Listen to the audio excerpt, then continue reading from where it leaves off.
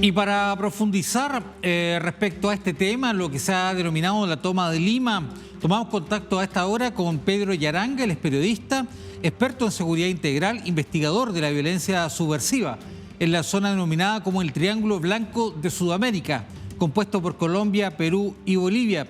Pedro, muy buenos días, muchas gracias por contactarse con nosotros a esta hora con The News para hablar de este tema y saliendo en vivo y en directo para toda Latinoamérica. Qué gusto. Buen día. Muy buenos días, Pedro. La primera consulta tiene que ver con qué se espera justamente para la jornada de hoy, esto que se ha denominado la tercera toma de Lima. Sí, perfectamente. Mire, eso es más o menos en relación a que entre diciembre del año pasado, enero y febrero de este año, se habrían producido 2 tomas de Lima, lo que en la práctica no ha ocurrido, es decir, no hubo primera, segunda y tampoco habrá una tercera toma de Lima. Pero yendo directamente a la convocatoria, a estas horas de la mañana a nivel nacional en lugares emblemáticos, lo que había hecho referencia a la señora presidenta Dina Boluarte. Ayacucho es una zona bastante emblemática. En Ayacucho se ha decretado para hoy un paro de 24 horas. Sin embargo, hasta el momento todo está tranquilo. El aeropuerto, los buses de transporte en una parte de la carretera habían bloqueado, la policía ya lo ha liberado, la parte bloqueada, no hay protestas y también a nivel nacional 2 organizaciones importantes adelantaron no participar en estas protestas porque consideran que tiene algunos fines políticos. Eso es los productores de hoja de coca, que en fuerza son bastante en el Perú, y por otro lado, las Rondas Campesinas, una organización social que funciona más o menos desde 1960 y que también participan en el tema de control ciudadano a nivel local. Pedro, usted es experto en temas de seguridad. ¿Qué le han parecido las medidas que ha anunciado la policía y las autoridades para resguardar la seguridad de la ciudad durante la jornada de hoy? Bueno, la policía a comparación de diciembre y enero de este año, enero y febrero de este año, actualmente está mejor posicionada. Porque hay que considerar que la policía en el Perú había sufrido tremendo golpe en la etapa de la pandemia. Y después de la pandemia viene otra cosa que también golpeó tremendamente a la policía peruana, el gobierno del señor Pedro Castillo, que tenía una tendencia radical y directamente con ciertos odios hacia la Policía Nacional. De modo que en diciembre la policía no tenía ni siquiera la logística necesaria. Actualmente esa policía está mucho más fortalecida. Obviamente que falta todavía equipar en muchas cosas, pero está mucho más fortalecida y yo diría con un posicionamiento mucho más estratégico a comparación de diciembre del año pasado.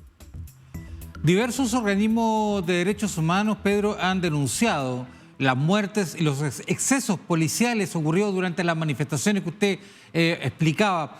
¿Cree usted que las fuerzas policiales ahora están mejor preparadas para evitar situaciones similares donde, por ejemplo, ocurrieron decenas de fallecidos en estas manifestaciones?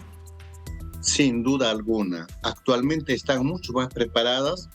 Por decirle simplemente, en el cercado de Lima, que es el lugar donde más se concentran estas protestas, el trabajo policial ha mejorado, las ubicaciones, pero sobre todo la utilización de la tecnología. La policía hoy día va a utilizar drones avanzados y además de eso, en el cercado de Lima se han instalado cámaras con reconocimiento facial, es decir, en el momento de la protesta, digamos en horas de la tarde, en el supuesto caso de que se produzcan algunos ataques, la policía, si es que no los detiene en flagrancia directamente, pero tendrá aval de alguna cámara para después detenerlos, obviamente en flagrancia también. Usted señalaba el uso de tecnología. En estos meses, desde que ocurrieron hasta estas manifestaciones, hasta ahora, ¿ha habido una mayor inversión respecto al equipamiento de las fuerzas policiales? No es mucho, pero sí en algo se está avanzando. Por decirle, por ejemplo, en cuanto al tema de los armamentos, en el Perú, lamentablemente todavía tenemos policías portando armas de la Segunda Guerra Mundial y de la Guerra de Vietnam. Eso es hace mucho más de 40 años.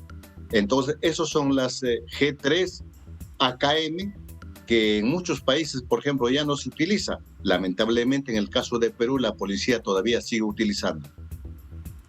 La policía ha advertido, y lo decíamos en la presentación, sobre la posibilidad de infiltraciones al interior de las manifestaciones.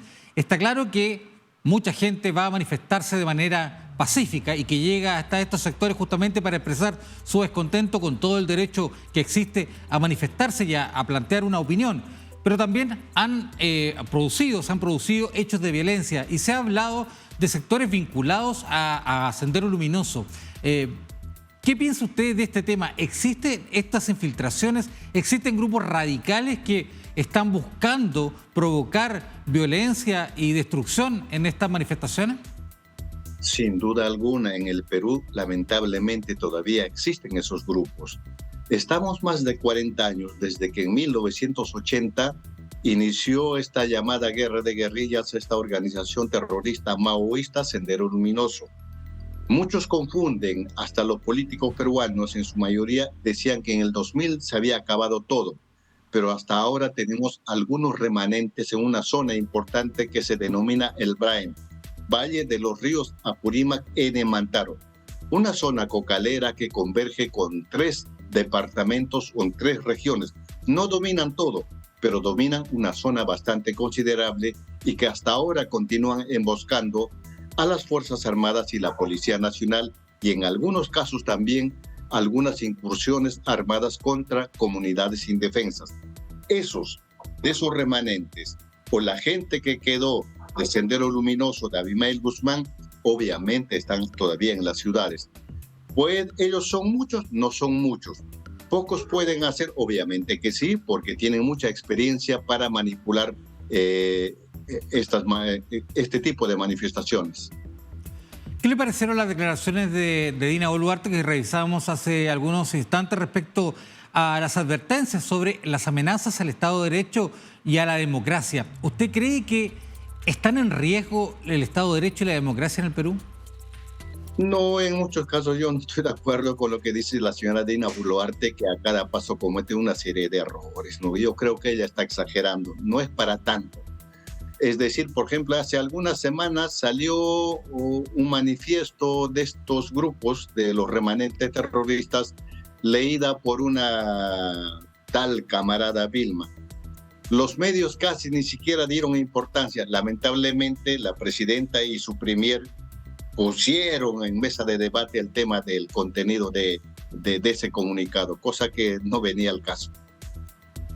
¿Usted cree que la presidenta Dina Boluarte, el gobierno peruano, ha sido un poco inflexible para dialogar con los distintos sectores políticos y sociales, básicamente sociales, para evitar estas manifestaciones, tratar de intentar llegar a acuerdos o a grandes acuerdos políticos que permitan evitar justamente estas manifestaciones tan masivas?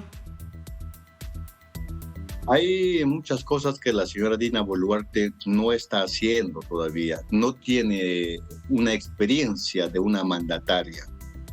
Lo que ella debió hacer después de toda esta etapa de post-pandemia y todos estos problemas que generó el señor Castillo era por lo menos dinamizar mucho más la economía peruana. Eso no está llegando. La gente en el interior del país siente que la economía todavía está estancada. Entonces lo que debe hacer es un poco destrabar, por ejemplo, las grandes obras en los 3 niveles de gobierno en el Perú: gobierno nacional, gobiernos regionales y gobiernos locales. Eso se hace designando, por ejemplo, buenos ministros, articulando, por ejemplo, con esos 3 niveles de gobierno. Eso lamentablemente no está haciendo bien la señora Boluarte.